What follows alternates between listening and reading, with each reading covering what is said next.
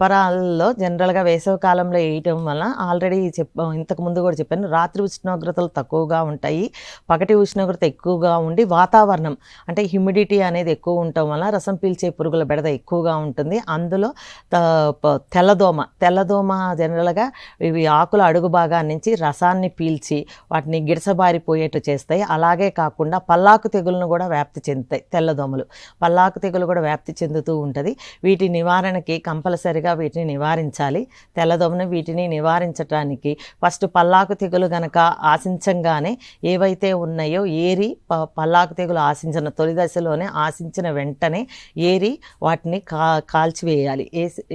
కాల్చివేయాలి ఆ పొలంలో నుంచి. అలానే మామూలుగా పసుపు రంగు జిగురు అట్టల్ని 20 నుంచి 25 పసుపు రంగు జిగురు అట్టల్ని ఎకరానికి అమర్చి తెల్లదోమ పురుగులను అదుపులో ఉంచాలి.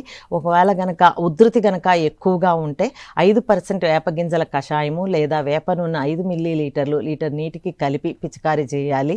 ఇంకా కనుక ఉధృతి కనుక ఎక్కువగా ఉంటే మాత్రం ఎస్టామిప్రిడ్ 0.2 గ్రాములు లీటర్ నీటికి కలిపి పిచికారీ చేయాలి. లేదా డైఫెన్తురాన్ అని దొరుకుతుందండి మార్కెట్లో. అది కూడా 1.5 గ్రాములు లీటర్ నీటికి కలిపి కనుక పిచికారీ చేస్తే తెల్లదోమల్ని అదుపులో ఉంచవచ్చు. అలాగే తెల్లదోమ ద్వారా వ్యాప్తి చెందే పల్లాకు తెగులను కూడా అదుపులో ఉంచవచ్చును.